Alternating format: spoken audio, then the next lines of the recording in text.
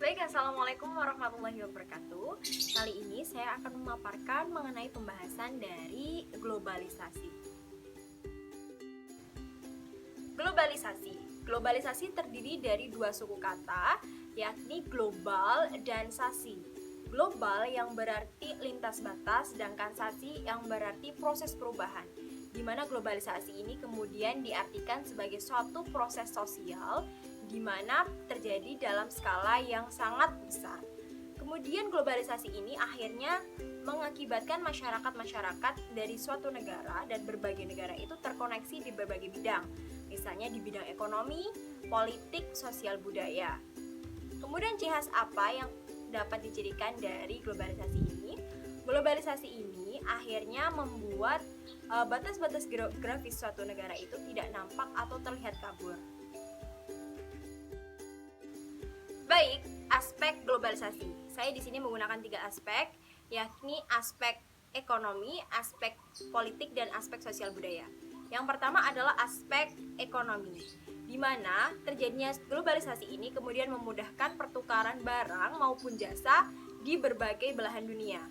Misalnya saja ketika kita membeli sebuah album yang dikeluarkan oleh Justin Bieber, kita tidak perlu datang ke negara asal seperti Amerika. Kita hanya perlu melakukan pembelajaran secara online dan lain sebagainya. Kemudian yang kedua adalah aspek politik, di mana kemudian kebijakan-kebijakan nasional ini berkembang menjadi kebijakan internasional dan mengintegrasi adanya kerjasama di berbagai negara. Contohnya saja kerjasama dunia ialah World Bank, kemudian IMF, kemudian WTO, dan organisasi dunia lainnya. Yang terakhir adalah aspek sosial budaya. Terintegrasinya gagasan, nilai-nilai, norma, perilaku yang biasanya dilakukan oleh warga-warga suatu negara kemudian dapat terinfluence atau dapat menyebar ke warga-warga dunia lainnya. Seperti demam K-pop yang kini sudah merambah di berbagai dunia manapun. Kemudian selanjutnya yakni pembahasan mengenai faktor dari pendorong globalisasi. Terdapat 2 faktor. Yang pertama ialah berkembangnya teknologi informasi dan komunikasi, di mana semakin berkembangnya zaman, akhirnya mengakibatkan teknologi itu semakin berkembang. Misalnya saja sekarang kita kenal dengan sebutan smartphone, di mana dengan smartphone kita dapat mengakses berbagai hal. Kita dapat melakukan pelanjaan online, kita dapat mentransfer uang, dan lain sebagainya. Yang kedua yakni pengaruh dari perusahaan multinasional, di mana perusahaan ini kemudian membangun cabang di negara-negara yang berkembang karena dilihat dari negara ini mungkin SDM-nya dengan harga yang cukup murah sehingga mereka dapat memperoleh income yang cukup tinggi. Dari ini kemudian terjadi pertukaran budaya yang dilalui atau dialami oleh penduduk asli dan pendatang. Kemudian dari perusahaan multinasional ini akibatnya membuat aktivitas perekonomian nasional di negara tersebut menjadi terintegrasi dengan negaranya. Baik, kemudian dampak yang ditimbulkan dari globalisasi. Tentu terdapat 2 dampak, yakni dampak di sisi positifnya dan di dampak negatifnya. Dampak positifnya. Dampak positif di sini ada beberapa macam. Yang pertama yakni informasi itu dapat dikirimkan dengan mudah dan murah.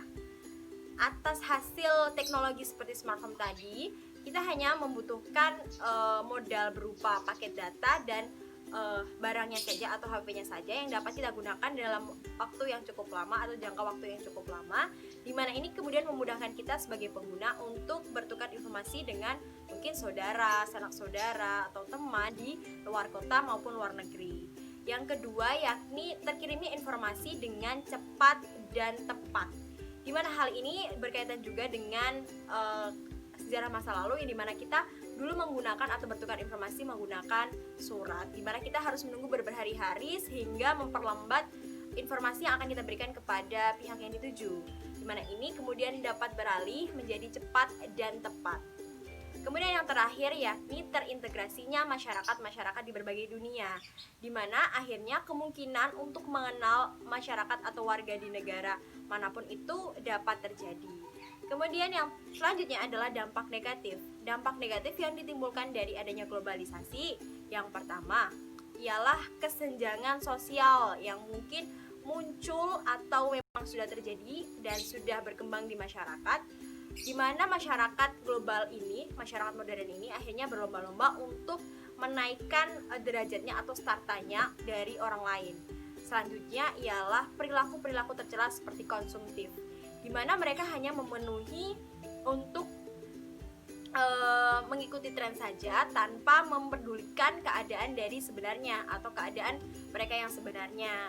Selanjutnya ialah hilangnya tradisi lokal, bahasa, kemudian kebudayaan yang sudah mereka terima sejak kecil, kemudian dapat terkikis adanya globalisasi. Seperti contohnya bahasa Inggris yang kemudian sudah menjadi bahasa internasional, kemudian mulai menggantikan posisi dari bahasa ibu seperti bahasa Jawa atau bahasa Indonesia yang sudah mereka pelajari dari kecil, akhirnya mulai terkikis karena adanya bahasa Inggris sebagai bahasa internasional.